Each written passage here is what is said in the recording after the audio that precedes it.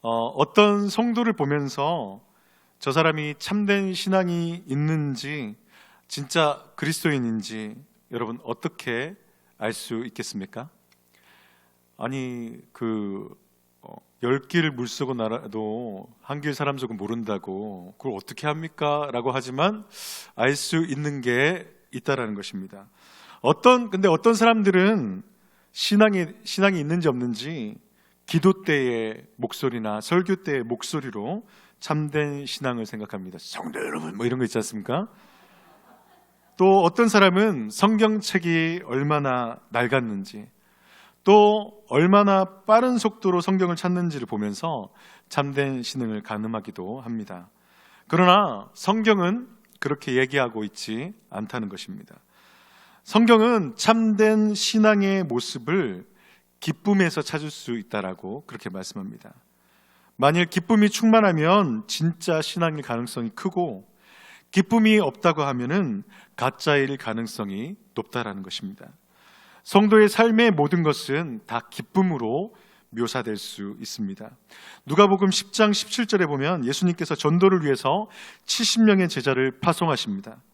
그 70명의 제자들이 복음을 증거하고 돌아왔는데 어떻게 돌아왔느냐? 기쁨으로 돌아왔다라고 말씀합니다. 전도 후에 기쁨이 있습니다.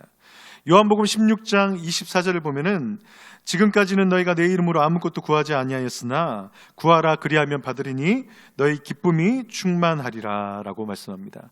기도하면 응답이 있는데 그 다음에 나타나는 것이 무엇이냐? 너희 기쁨이 충만하리라. 기쁨이 있다는 것입니다. 기도 이후에 기쁨이 있습니다.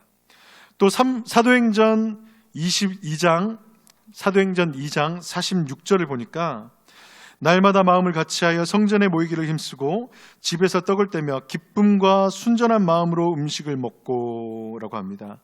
이 교회는 이제 예루살렘 교회를 말하고 있는데 그 교회 가운데 성도 간의 교제가 충만했습니다. 이러한 성도의 교제 후에 나타난 것이 무엇입니까? 기쁨이 있었다라는 것입니다. 성도의 교제 후에도 기쁨이 있습니다. 또 한 가지 흥미로운 본문은 사도행전 5장 41절 말씀입니다.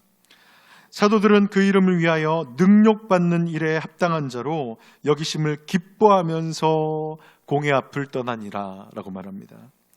사도들이 예수님의 이름으로 고난을 받고 나서도 기뻐했다라는 것입니다.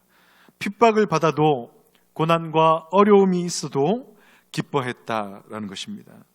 이 말씀들을 통해서 알 수 있는 것이 무엇입니까? 성도의 삶의 일상들, 전도라든지 기도라든지 교제라든지 심지어 고난과 핍박 중에서도 바로 기쁨이 있다는 것입니다. 바로 기쁨이 성도의 가장 큰 기쁨이라는 것입니다. 우리 옆에 분 보면서 웃으면서 이렇게 말할까요? 기뻐합시다.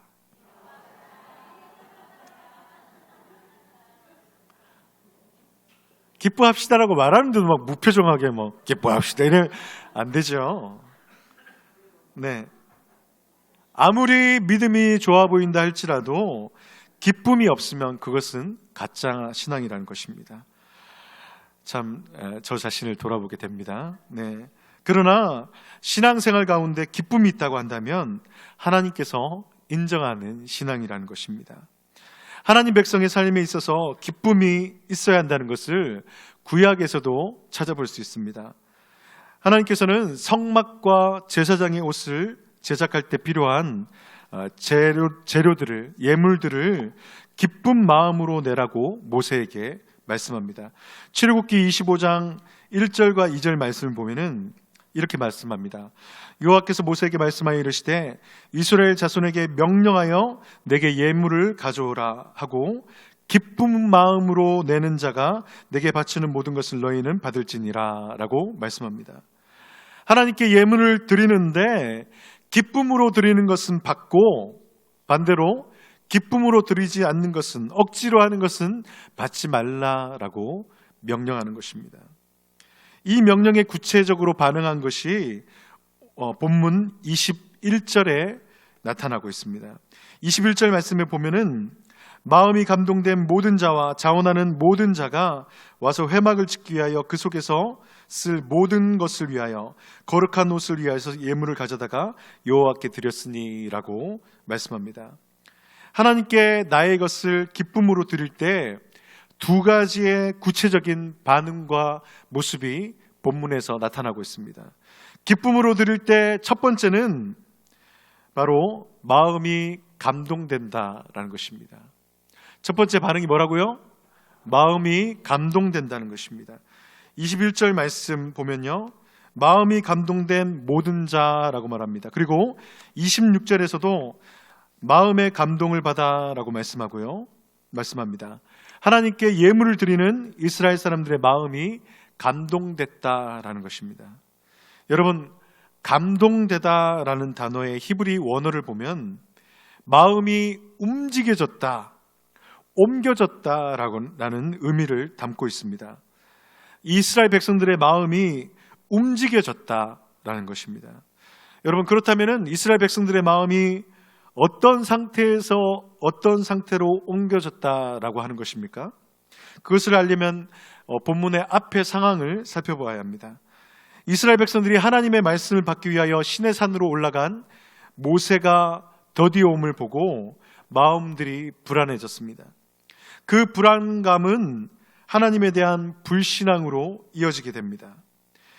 그래서 그들의 불안한 마음을 달래줄 대안을 찾게 되고 그 대안으로 금송아지를 만들어냅니다. 금송아지를 하나님이라 하고 그것에 절하고 예배하게 되는 것입니다. 하나님을 전적으로 신뢰하지 못한 것입니다. 여호와 하나님께서 애굽에 종살이하던 그들을 놀라운 기적으로, 놀라운 능력으로, 능하신 손으로 구원하셨지만 하나님을 믿지 못하는 것입니다. 이러한 우상숭배로 인해서 언약이 깨어지고 멸망당할 처지가 되었지만 하나님께서, 자비하신 하나님께서, 사랑 많으신 하나님께서 그들에게 은혜와 긍휼을 베푸셔서 다시 언약을 새롭게 하셨습니다. 그때 이스라엘 백성들은 인자하신 하나님, 좋으신 하나님을 알게 된 것입니다. 깨닫게 된 것입니다. 우리의 실패와 우리의 죄와 허물에도 불구하고 아랑곳하지 않으시고 우리를 언약 백성 삼으신 그 하나님으로 인해서 이스라엘 백성들이 불신앙에서 신앙으로, 불순종에서 순종의 자리로 그 마음이 옮겨지게 된 것입니다. 감동되게 된 것입니다. 여수 시민교회 성도 여러분, 우리의 마음이 여러분 잘 옮겨집니까? 잘 움직여집니까? 안 그렇습니다. 우리가 보통 때 그러지 않습니까? 사람 안 변한데 뭐 그러지 않습니까? 사람 안 변해 하면서, 여러분 사람이 잘 변합니까? 마음이 잘 움직여집니까? 그렇지 않습니다. 우리는 감동받았다, 은혜 받았습니다라고 쉽게 말하지만 그것은 진정한 감동이 아닐 때가 많습니다. 감정의 그 표면만, 여러분 도토리묵 아시죠? 도토리묵을 툭 건들면은 그 표면이 이렇게 흔들리지 않습니까? 근데 그 안은 안 움직이지 않습니다. 그러니까 우리가 감동받았다지만 우리의 겉표면만 그렇게 움직일 때가 많다라는 것입니다. 그냥 살짝 흔들린 것이 마음이 움직여진 것이 아니라는 것입니다. 감동받았다는 것은 무엇이냐? 도토리묵이 으깨지는 것처럼 우리의 마음이 으깨지는 것입니다. 여러분, 우리의 마음이 으깨져야 됩니다. 표면적인 것이나 피상적인 것이 아니라 근본적으로, 본질적으로, 구체적으로 우리의 마음이 변화되고 움직여져야 감동되는 것입니다. 이 깨어짐과 변화는 결코 우리의 힘만으로 가능한 것이 아닙니다. 물론 우리에게 깨어지고 변화되려는 노력과 열심이 있어야 합니다. 하지만 그것보다 중요한 것은 성령 하나님께서 우리의 마음을 으깨 주셔야 한다는 것입니다. 우리 마음 가운데 역사하셔야 한다는 것입니다.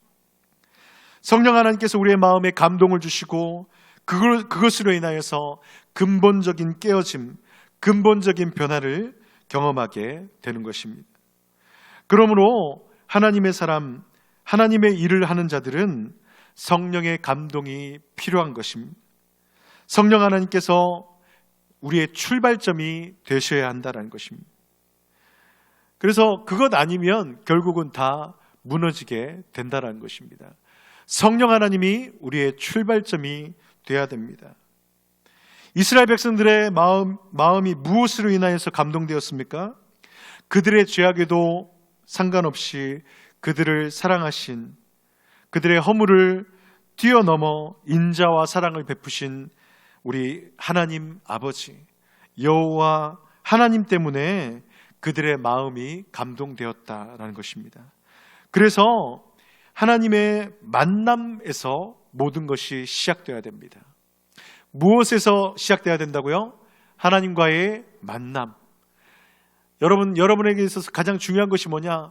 우리 삶의 모든 것의 출발점이 무엇이어야 되느냐? 하나님과의 만남이 되어야 됩니다.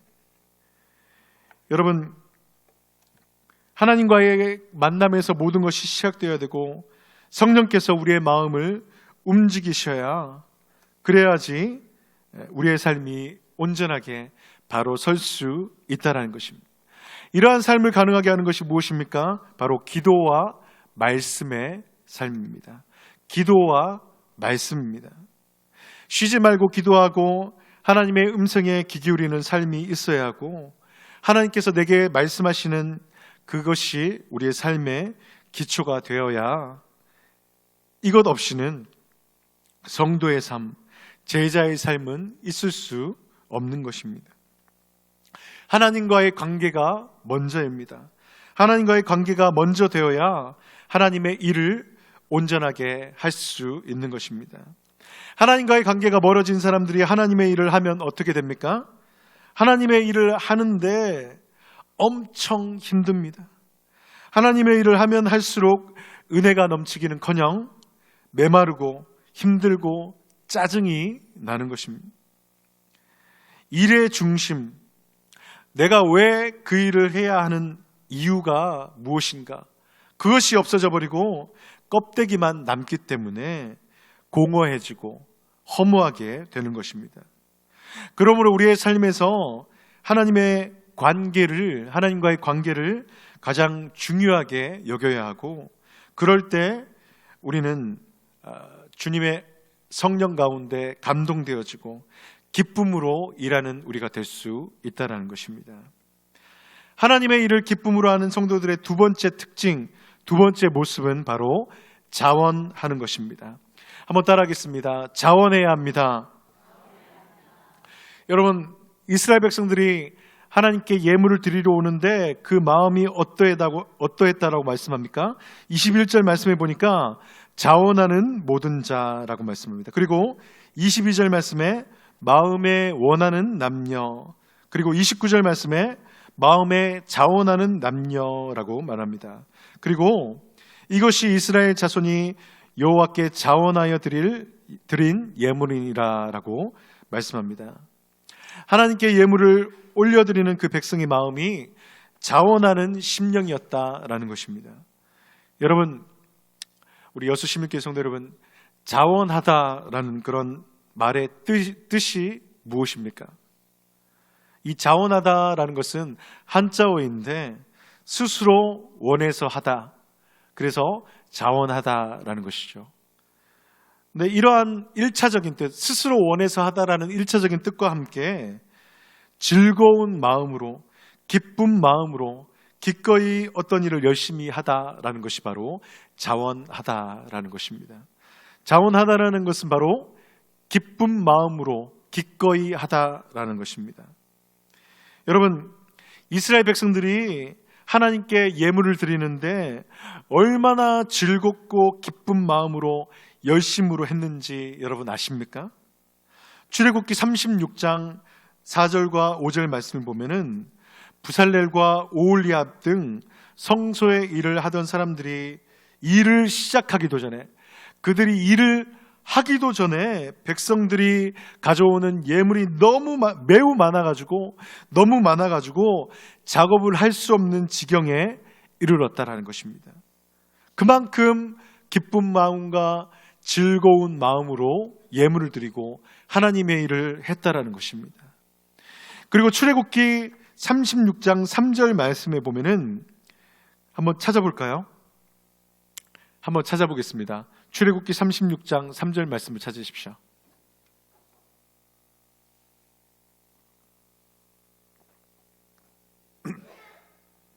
출애굽기 36장 3절 말씀에 보면 이렇게 기록되어 있습니다. 백성이 아침마다 자원하는 예물을 연하여 가져왔으므로. 찾으셨습니까? 백성이 아침마다, 여러분 아침마다를 기억하십시오. 아침마다 자원하는 예물을 연하여서 계속해서 가져왔으므로 이렇게 말합니다. 이스라엘 백성들이 성막 건축을 위한 예물을 아침마다 가져오고 있다는 것입니다. 그런데 여러분 왜 하필이면 아침에 가져왔을까요? 이걸 한번 생각해 봐야 됩니다. 왜 아침마다 가져왔을까요? 몇 가지 추측이 가능한 것입니다. 아마도 백성들은 해가 져서 어두워가지고 작업을 할 수 없을 때까지 물건을 만들었을 것입니다. 실을 꼬우고 만들고, 그래서 더 이상 보이지 않을 때까지 예물을 만들었습니다. 그리고 날이 새기를 기다린 것이죠. 날이 새기를 기다렸다가 밤중에는 이 돌산인지라, 시내산이 돌산인지라 올라갈 수가 없으니까 이제 딱 날이 새자마자 아침 해가 뜨자마자 모세에게 갔던 것입니다. 여러분 그 백성들의 마음을 좀 이해하시겠습니까? 그들의 그 애타는 마음, 그 열심과 자원하는 심령, 기쁜 마음을 여러분 이해하시겠습니까? 이렇게 아침에 예물을 가져왔다는 것은 여러분 보통 일이 아니라 정말 깜짝 놀랄 일이고 정말 대단한 것입니다. 여러분 아침에 가져왔다는 것이 놀랄 일입니다. 한번 따라하겠습니다. 아침에 가져왔다는 것이 깜짝 놀랄 일입니다. 여러분 왜 깜짝 놀랄 일이고 왜 놀랍고 왜 대단한 것입니까? 왜냐하면 아침에는 반드시 해야 할 일이 있기 때문입니다. 아침에 뭔가 아주 중요하고 반드시 해야 할 일이 있는데 그것을 뒤로 하고 예물을 가져오는 것을 먼저 했다는 것입니다. 여러분 이스라엘 백성들이 아침에 꼭 해야 될 중요한 일이 여러분 무엇입니까? 무엇입니까? 방금 정답이 나온 것 같은데요? 맞습니다. 만나입니다. 만나. 여러분 만나를 거두어드린 일을 언제 했습니까? 아침에 했습니다. 여러분 이스라엘 백성들이 광야 40년 동안 여러분 얼마나 먹고 사는 일로 불평불만하고 난리를 피웠습니까? 여러분 그런데 지금 이스라엘 백성들을 보십시오. 만나 거두는 일을 뒤로 하고, 무슨 말입니까? 먹고 사는 일을 뒤로 하고 생업의 일을 뒤로 하고 기쁨으로 성막에 짓기 위한 그 물건들을 하나님께 가져온다라는 것입니다. 생업의 일을, 먹고 사는 일을 뒤로 하고 제쳐놓고 하나님의 일을 먼저 했다라는 것입니다. 그런데 그들이 하나님께 바쳤던 예물이 그냥 그저 그런 예물이 아니었다라는 것입니다. 여러분 흔해 빠진 것 아니었다라는 것입니다. 애굽에서는 보지도 못했던 진귀한 것이었다라는 것입니다. 여러분 구경하기 힘들었던 그런 것들을 하나님 앞에 기쁜 마음으로 드리니까, 자원하는 마음과 기쁜 마음으로 드리니까 그 귀한 것들을 온전하게 드릴 수 있었다라는 것입니다. 여러분 한 가지 예만 들면은 전에 제가 말씀드린 적이 있는데요. 청색, 자색, 홍색 실이 있는데 고대 사회에서는 이것들은 엄청나게 비싼 것이었습니다. 왜냐하면 청색 실만 예로 들면요, 청색 실을 물들이는 청색 염료, 청색 물감이 있었는데 그 물감을 만들기 위해서 지중해 연안에 서식했던 뮤렉스 소라를 얻어가지고 그 청색 물감을 만들었는데요. 그 뮤렉스 소라 청색 물감 죄송합니다. 청색 물감 1g을 추출하기 위해서는 뮤렉스 소라 몇 개가 필요하느냐? 12,000개가 필요했다는 것입니다. 여러분 꼬막 해보셨습니까? 100개만 캐도 허리가 나갑니다. 여러분 12,000개의 인력과 그 수고라면 여러분 그거를 돈으로 따지면 얼마겠습니까? 1g인데 여러분 그런데 그 성막을 짓기 위해서 또 에봇을 짓기 위해서 여러분 필요한 물감이 여러분 얼마나 많았겠습니까? 얼마나 비쌌겠습니까? 그럼에도 불구하고 하나님 앞에 온전하게 기쁜 마음으로 주지 못해서 안달이 났다라는 것입니다. 이러한 귀한 물건들, 금은 보석들은 애굽에서도 보기 힘든 것이었지만 하나님께 드릴 때 기쁜 마음이 있으니까 드리지 못해 안달이 났다라는 것입니다. 여러분 아무리 귀한 것이라 할지라도 우리 주 예수님보다 우리 주 하나님보다 귀한 것은 없다. 그래서 기꺼이 드릴 수 있었다는 것입니다. 여수 시민교회 성도 여러분, 우리가 이런 기쁜 마음으로 하나님의 일을 해야 되지 않겠습니까? 아멘이십니까? 물론 하나님께서는 자원하지 않는 그런 사람을 통해서도 하나님께서는 일하십니다. 그러나 하나님께서 기뻐하지 않으십니다. 하나님께서 우리에게 바라시는 것은 자원하는 심령입니다. 다윗이 노래했던 것처럼 주의 구원과 즐거움을 내게 회복시켜 주시고 자원하는 심령을 주사 나를 붙드소서. 이 마음이 우리 가운데 있기를 간절히 원합니다. 여수 시민교회는 여러 가지 하나님의 일들이 있습니다. 하나님께 드려지는 예물과 또 예물과도 같은 그러한 사역들이 있습니다. 비전센터 건축이 하나님의 일입니다. 전도가 하나님의 일입니다. 그리고 안내, 새가족, 주차관리, 청소, 식당봉사, 교사 등 여러 가지 사역들이 있는데 그것을 우리가 어떻게 감당하고 있느냐라는 것입니다. 성도 여러분, 교회의 일을 기쁨으로 감당하고 계십니까? 그렇게 되시기를 주님의 이름으로 축복합니다. 여러분, 그렇게 하나님의 일을 잘 감당하는 우리 모든 성도님들 되시기를 주님의 이름으로 축복합니다.